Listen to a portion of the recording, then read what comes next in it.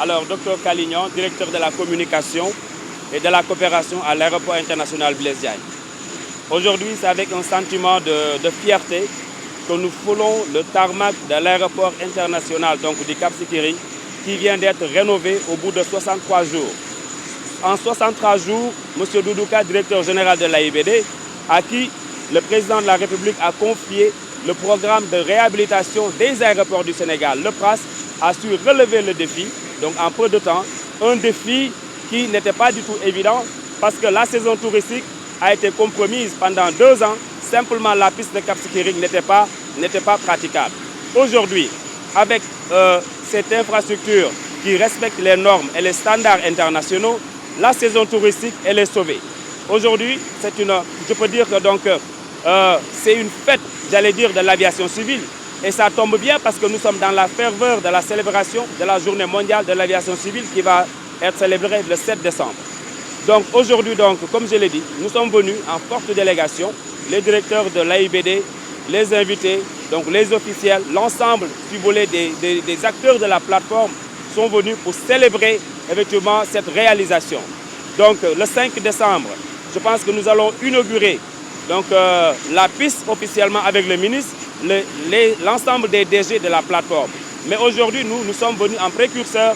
Je peux même dire que nous avons fait le vol test pour voir la fiabilité de cette piste qui a été allongée. Une piste aujourd'hui qui fait 2 km, voire 2000 mètres. Donc c'est une piste qui respecte les normes et les standards. En plus de cette piste, il y a la réhabilitation des édifices, des bâtiments, l'aérogare, la tour de contrôle. C'est pour vous dire que aujourd'hui, Cap Skirring va être inscrit dans les annales, si vous voulez, de l'histoire de l'aviation au Sénégal. Parce que simplement, Cap Skirring vient d'être doté, n'est-ce pas, d'une infrastructure, flambant neuve, qui fait la fierté de toute la population de la Casamance, particulièrement la population de Cap Skirring. Ces travaux ont été réalisés par Eiffage. Eiffage, ce sont eux qui ont fait l'autoroute à Dakar. Alors Eiffage a aussi montré ses talents, n'est-ce pas, ici en réalisant cette piste de 2 km. Donc ce que je peux dire, c'est que le coût, c'est vrai, c'est important, mais ça importe peu par rapport à la sécurité, par rapport à la sûreté. Parce que quand on est dans le domaine de l'aviation, les notions clés sont la sécurité et la sûreté. Aujourd'hui, cette piste respecte ces normes-là de sécurité et de sûreté.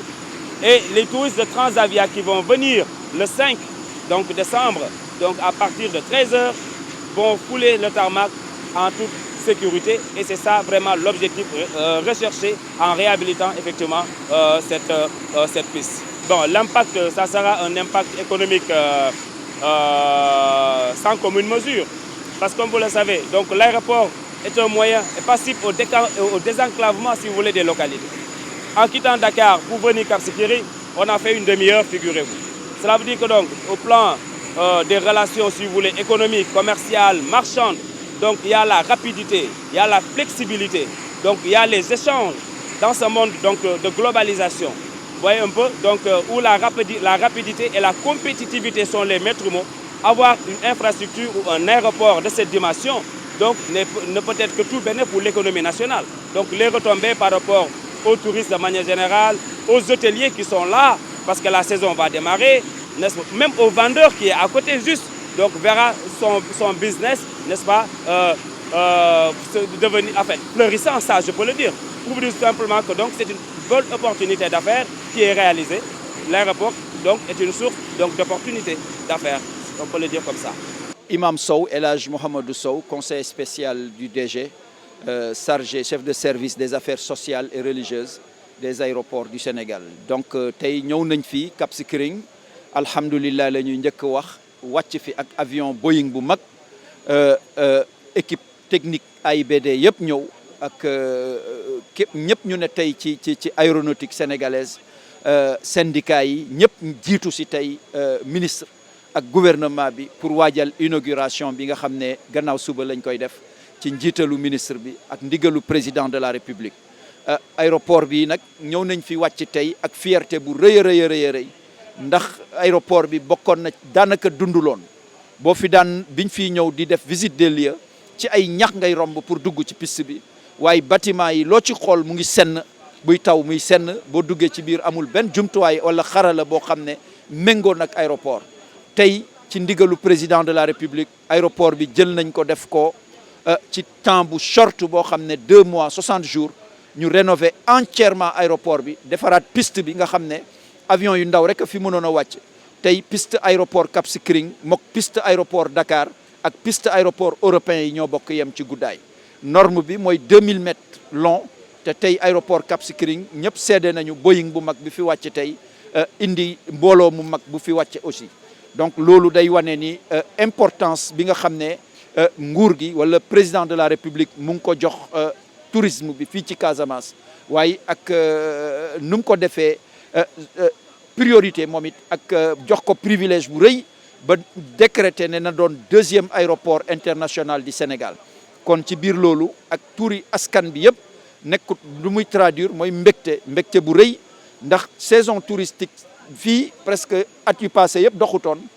lii ci 2 mois yuñ ko def sauvé na saison bi nga xam ne ubbi nañ ko muy lu rëy loo xam ne tey képp ku dëkk fii ci biir zone bi ci gox bi ak gox-goxaan yi sa xol sedd na tey ci li nga xam ne moo fi xew ndax dinañu gis suba ci record bu gàtt nag 2 mois la ñu def lii yëpp liggéey bu rëy bi nga xam ne tey buñ ko joxutoon liggéeykat bu mag bu tudd directeur général AIBD mën na am liggéey bi gën jaa néew daana jël ay at mais lii ci temps bu gàtt lañ ko def ci 2 mois net 60 jours ñu ñëw fi tey pour inaugurer ko waaye nag lu ci am solo it mooy sauver nañu saison touristique bi te loolu Casamance gi yëpp ay suqaliku ndax dinañu gis suba wala gannaaw suba avion yu jógee tugal wàcc si fii incha allahu pour démarrer saison bi kon lii mooy suñu mbégte lii mooy loo xam ne aussi mooy lu ñu mën a seede ci tuuri askanu Casamance yëpp ñuy bokk di sant di wax alhamdulillah di sant président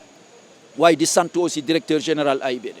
ñëpp xam nañu ni tourisme day développer réew dafa am solo ci réew impact économique bi mooy tey ay avion bu ne mun na jóge ci àddina bi wàcc fii ci Cap Skirring donc loolu économiquement day suqali dëkk bi ay gan ñooy ñëw hôtel yi day dox commerce bi day dox secteurs yi yëpp ay dox donc restaurant yu fi nekk dañuy dox donc tabarakallahu loolu askan bi sax boo defoon tey micro trottoir dinañ la ne lii ñëpp la seen xol sedd lii ndam bu rëy a rëy la ci biir dëkk bi ñu taxaw tey waaye ndam bu rëy la aussi ci gouvernement Sénégal waaye ci président de la République lii day wane ni wax dëgg yàlla lu ko soxal mooy askanom lu ko soxal mooy réew mi tabarakallahu.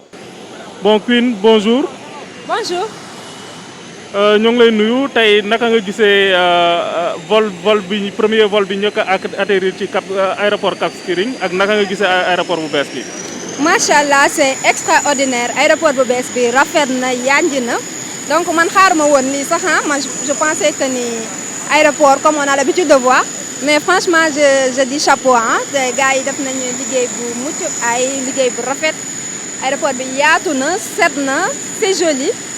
Et c'est un bijou daal nu ma ko mën a waxee c'est un bijou vol bi neex na gaaw na donc fii daal chapeau ba waaw